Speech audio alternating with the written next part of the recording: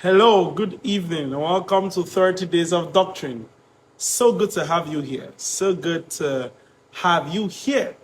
Glory to God. So, yesterday, I continued talking about this very important subject of the reliability of the Bible. What does that mean?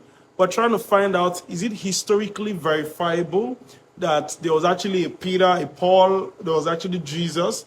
Can we really know something that happened in 30 AD? You know, it's an important thing to look at. So we are sure that we're not reading, just a fairy tale written us by some dudes in maybe the 5th century and, a cleverly put out story. That's the point of this part of the study. How do we historically verify the Bible? Lots of claims are going on, and you, dear believer, you need to know this. Yesterday, I'll just go over it very quickly. I said, what are manuscripts? Manuscripts are like writings, documents, uncanonized, split documents, right? They are basically writings. If I'm writing a book and it's not been put in one piece, probably unpublished, at that point, it's still in its manuscript stage. It's like a raw document, right?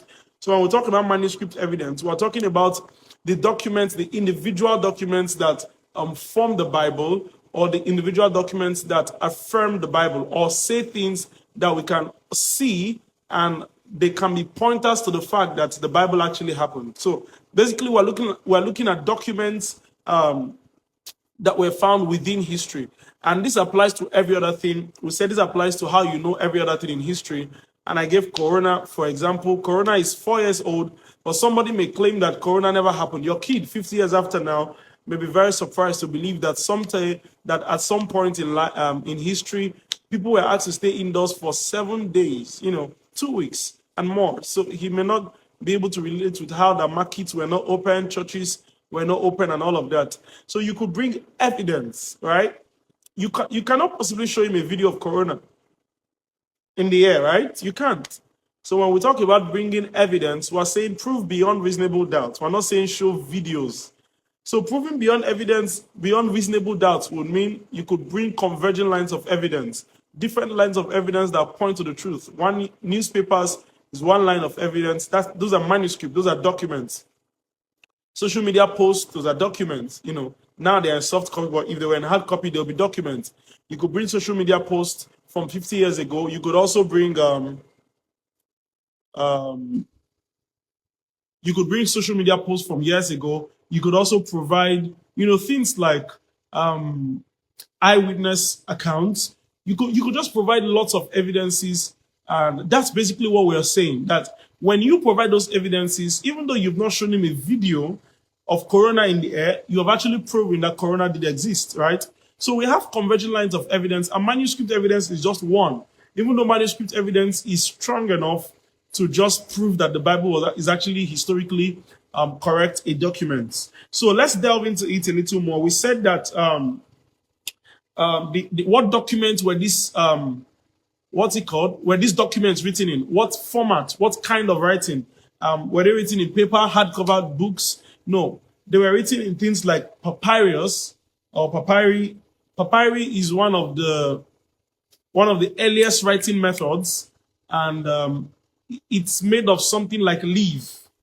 And there are different papyrus documents that have been found. There are at least 52. I think there are more, but papyrus 52 is one papyrus document, which I'll talk about later, that was found. They are very fragile, as you can tell. They are made from leaves, and they are codices. Codices are bound manuscripts. They are unicals. I spoke about this a little yesterday. All of these are the different kinds of scripts that writing was done as at that time, say 2,000 years ago, 3,000 years ago, 1,900 years ago. So what are the significant manuscripts that have been found? We have P52. P52 is one of the oldest New Testament manuscripts. And I'll come to P52 and talk about it in details, but I just wanted to let you know that P52 has been found. P is for papyrus. All right. So when you hear P1, P2, P10, it's talking about papyrus 1, papyrus 52, papyrus 10. You understand? So these papyrus documents have been found, and I'll come to talk about that a little more shortly. Codex Sinaticus has been found. Codex Vaticanus. Codex Vaticanus. Yeah, I got that. Sinaticus. Codex Sinaticus and Vina, the other one. Yeah. So those are names that were attributed to some documents that were found, right? Now let's get a little more serious. How I said, I think this was where I stopped yesterday. How do we verify that these documents are truly from history? First, there is textual criticisms, because we don't just have one of them that are found. We have 10, we have 20, we have 30, we have 100, we have 200. So if we have 200 documents found in different places, we want to check all of them and be sure they are saying the same things. Let's say Hebrews was found in different countries, maybe in the Middle East or in different caves. We want to check, are they saying the same thing, or are they different, are they variations? So analyzing manuscript variations is one way to verify. Second is paleography. Paleography is studying ancient writing styles, because that document is not the only document from about that age. So we want to also check other writings of that age. Do they have any similarities with this document? That's one way to verify it's from history. And the most powerful one of them is radiocarbon dating. Of course, you know that there's a way we can determine the age of a document. If you bring a document, maybe you found papyrus somehow and you wrote on it, and then you now present it in the 5th century and say, yeah, I got a document from the 1st century. We can tell. Today we have sufficient technology to tell. By carbon dating, we can tell the age of the document. And when a carbon dating was done on P52, it was discovered that P52 was written in 125 AD. And I'll talk about P52 a little more. But codex, the first codex I mentioned, please save me the pronunciation of that thing, was documented, was written, is as old as 350 AD by carbon dating. And then the next one that was found, the other one I pronounced, was dated to have been written in 325 AD. You see that that's nothing recent at all. That's about this period that these documents claim to have been written. Now, how come we have variations, different copies of the same document when there were no photocopy machines? I said that yesterday, that they were handwritten. They were handwritten. When you have Paul writing to the Corinthian church, the Corinthians would want to also use that document to establish doctrine in other churches, because the idea of the church was apostolic. It was a sent mentality. So the church, as they travel across different places and as persecution increased, they photocopied by rewriting those documents, right? So that's why you can find hundreds of documents saying the same thing in different places, sometimes hid in caves. Why? Because as people ran away with those documents, to different places, as persecution intensified, they hid those documents to preserve them. So that's why we're able to find them. And I'll come to that a little. I just want to let you know that that's how we have many variations of the same document. Now, what is the implication of this? First of all, or the significance? First of all, I'll just provide three briefly. It confirms biblical text. What does that mean? It demonstrates textual reliability. If you have a document, if you have 200 documents all saying the same thing, all written, papyrus documents, for example, 150 of them, all of them correlating with the current Bible we have, it's then very logical to say that the current Bible that we have is a forgery that was written maybe in the 5th century. It's totally illogical, because we have proof. We have carbon dating. And second, it also supports early dating. That's the second point. The fact that we have carbon dating that has been done on those documents, and I'll tell you where to find some of them, just stay with me. The fact that we have carbon dating done on those documents actually proves positive that it was written in that period, all right, in the early, AD 50, AD 30, AD 100, around that period. And number three, it provides historical context. By that I mean it illuminates Asian culture and events, because this thing was written within a culture. You hear, for example, the Bible is talking about I can't delve into that. You see that Jesus, at the place where he begins to teach about him building his church, was in a location where lots of building renovations were going on, because the then emperor, I've forgotten the name of the title of that civilization. It was a Roman Empire, right?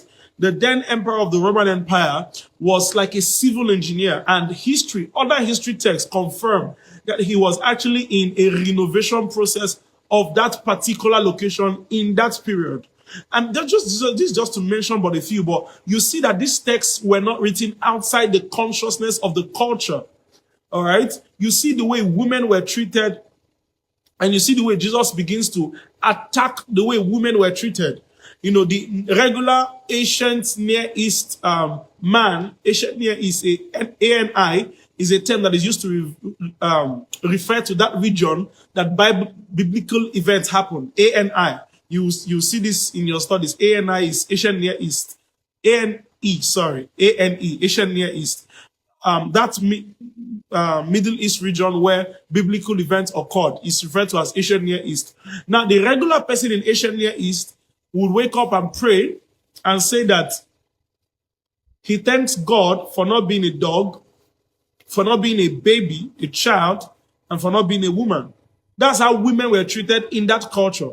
Little wonder women were not counted in many of the countings that went on, even during the ministry of Jesus, because of course Jesus was not the one doing the counting. But you see Jesus elevating the status of women by appearing to women first when he resurrected from the dead. You can't believe what that would do. I mean, if you're going to bring such an important information as resurrection from the dead, he was going to believe the report of women. No wonder even the disciples, the apostles themselves, found it difficult to believe, because we could see the culture, the impact of their culture that they have grown up in before they met Jesus playing out in their heart. And Jesus now comes to confirm that the women were correct. Imagine that the first people that ever saw Jesus when he rose from the dead, one of the first people, were women. Imagine that women had partners. Jesus had partners, female partners in his ministry. All of that is cultural, and you see that playing out in scripture. So this illuminates Asian culture as we read the New Testament text. Now, let me talk a little about P52, all right? When we talk about this document, Papyrus 52, is the oldest known New Testament document, and like I said, is a fragmentary papyrus containing John chapter 18 from verse 31 to 33. It was also containing John chapter 18, 37 to 33, right? This is the contents of Papyrus 52. And the carbon date, like I said, was dated to have been written 125 AD. So that was the portion that was able to be rescued by the individual who had it, and he hid it somewhere. And I'll come to that. It was discovered in the 19th century, in 1934, after the canonization. See that? It was discovered in 1934 by Bernard Greenfeld and Otto Hunt in Egypt. Discovered in Egypt. And papyrus, okay, the size is about 3.5 verse 3.5 and 2.5 inches, but let me leave that. The location currently of Papyrus 52 is at the John Rylands Library, Manchester, UK. Probably you're in the UK, you may want to check this up. Papyrus 52, carbon dated to have been written in 125 AD, containing portions of the scripture found in Egypt by Otto Hunt, what name is that now? Otto Hunt, yes, and Bernard Greenfield in 1934, is currently housed in a museum, in the library, John Rylands Library in Manchester, United Kingdom. And now this has implications. It challenges skepticism, obviously. It supports apostolic authorship, and it provides historical context, all right? Now, an interesting fact about this papyrus, as you would already have guessed, is that it shows signs of wear. Like wearing out. It's wearing out already. Which suggests that this is not, of course, something, I mean, that's too commonsensical, right? This is not something that was found in the 5th century, right? Something that's really old. And guess what? Papyrus 52 was translated because, of course, you know, the language of original writing is not English, it's Greek. Papyrus 52 was translated and it matches the exact same thing we have in the New Testament book of John. That's why I'm able to tell you what portion of John that is contained in Papyrus 52. It was translated. Now, to show you the weight and implication of this, I mentioned this some 2 days ago. How do we know, for you to know how weighty this statement is, do you know how many documents have been found of Pluto? You believe Pluto exists. You studied philosophy. If you believe Pluto exists, in history, there are only 230 to 300 manuscripts that have been found referencing anything that has to do with Pluto in all of human history. In all of archaeology, everything, only about 230, minimum of 230 to 300 documents have been found. Both his philosophical works, everything you know about Pluto. You believe Aristotle existed. There are 200 to 300 manuscripts of Aristotle. This is from a secular source, not a Christian writer. There are about 200 to 300 manuscripts of Aristotle in all of human history currently. And this gets worse. There are only 10 to 20 manuscripts of Julius Caesar. Yeah. One of the major historical figures you know. 10 to 20 manuscripts of Julius Caesar were found, and it was strong enough to confirm that Julius Caesar existed. I'm skipping a lot of names here. I'm just going to popular names. Shakespeare. 200 to 300 documents of Shakespeare, manuscripts that reference Shakespeare, including his books. 200 to 300 of them have been found. And you believe Shakespeare existed. Alexander the Great, 20 to 30 manuscripts in total have been found. Maybe I just take one more name, but let's leave that. I think this list is long enough. I have many more names here, but then most of these names are not popular. Thomas Aquinas, you probably don't know, has over 1,000 manuscripts. About 1,000 manuscripts. Now, guess how many manuscripts there are that talk about Jesus? If you talk about the fragmented parts of the Bible, like Papyrus 52 and the Codex documents and other little part, like the way something that can just contain 5 verses, 10 verses, wearing out, maybe found in a cave, found preserved in a jar, somewhere in Egypt, somewhere in Ethiopia, or in a country. If you add all the documents, all the manuscripts in their fragmented states that have been found, guess how many? Just guess. Take a guess. Of the Bible. Take a guess. You're guessing 5,000, 2,000. There are over 100,000 fragmented manuscripts that have been found. In total, 100,000. Think about that. If you talk about complete manuscripts, there are about 5,000 plus complete manuscripts of the New Testament. Or partial, that has like more than one book. Of the New Testament that have been found. Of the Old Testament, you have over 2,000 manuscripts. And 50,000 of the Old Testament, 50,000 fragmented parts. I'm going to talk one day about the Dead Sea Scrolls, but not today. In very recent times, I've forgotten the date, that a shepherd boy, Mohammed, was in one of the caves. I've forgotten, I think the Qamarian cave or something. You know what? Go online and search for Dead Sea Scrolls. I think it's the Qamarian cave. He was a shepherd boy in Qamarian, and he just threw a stone, and the stone fell into one of the caves and broke some. He had a sound like the breaking of calabash, of jazz. What we may call, clay pots. He goes to call his father. They come and see These jars containing books, papyrus documents. Guess what? They get people from the university. I'm going to retell this story. I didn't get details. I was not planning to tell it today. They get people from the university to come and check those documents, and it was bought from them.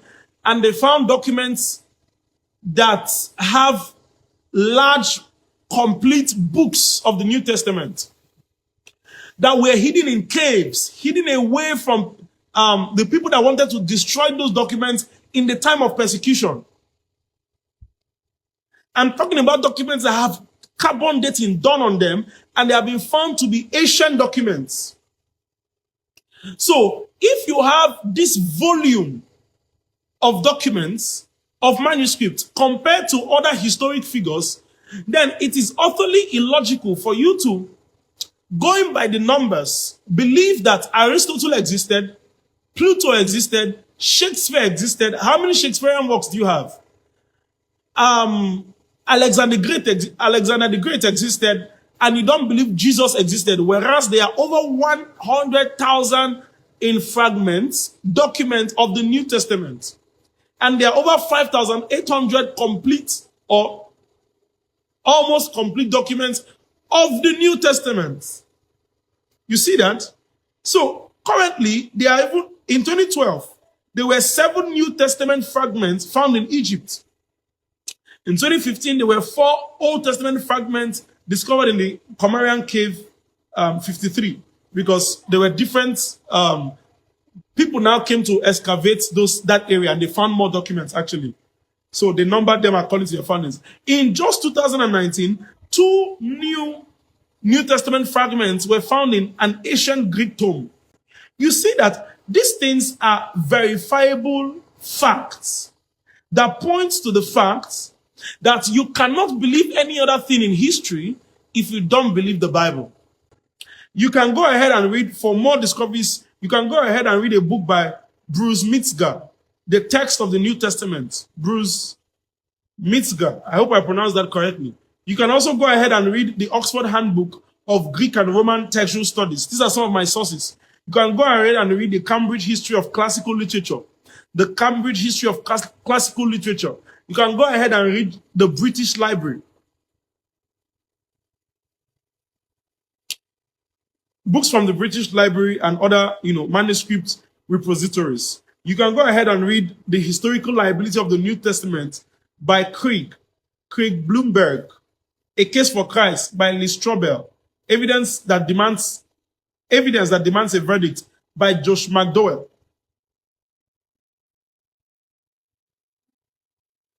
My time is up, but here's the point. All the questions you've had as to the possibility of these documents being forgeries are questions we've had also. And if you just delve a little deeper, to check some more, to read a little, read books, check on the internet. The internet is your friend. Google is your friend. And now we have AI, which is your brother. You have Meta AI on your different social media platforms that you use every day. If you just go as much as trying to read, make research, ask questions, you will find out that it is logically impossible. Now, this does not necessarily state that the documents are true. I mean, the contents being true. But in terms of if they were written as at the time we claim they were written, and if these people existed, maybe they gathered and told a lie, which we'll look at. Maybe the apostles themselves were the ones that said, you know what, now Jesus is dead. Let's sit down and create a document that, tell about his resurrection, and we'll say he rose from the dead. And then we'll just, maybe that was what happened. But given the evidence that we have, we cannot say it's impossible that there was no Paul, there was no Peter. No. There was no Jesus. No. Jesus is the historic figure that existed among a people, among a culture that could write, that could read. And so documents were written revolving around him. And these things are confirmed even by atheist non-biblical sources. Let me put it that way. By non-biblical sources, that Jesus did exist within the time frame that the Bible claims he did. It's just like you coming up to say Ejukwu did not exist. How do we know Ejukwu existed? Did you see him? Of Because there's proof. Are there social media posts about Ojukwu? Let's assume there are no pictures. Okay, Mary Celeste. Do you believe Mary Celeste existed? Do you believe Martin Luther existed? Have you seen him before? So saying have you seen him before is not an intelligent way to prove that he did not exist. No. Have you seen your brain before? You've not, but you believe. Why? Because there's evidence that points to it. In the same way, we have enough archaeological evidence, and I'll come to archaeology. This one is just manuscript evidence. We have enough evidences that point to the fact that the Bible is historically a correct document, an ancient document. This is proof one. I'll come to other proofs. There are 6 more to go that actually point to the truism of the Holy Bible. Thank you for staying true. Go ahead to share this video. Drop a comment. It helps the algorithm, share it to more people, show it to more people. Drop a comment, share this video. Send the link to a friend, a skeptic. Let's have a conversation in the comment section. Thank you for staying through.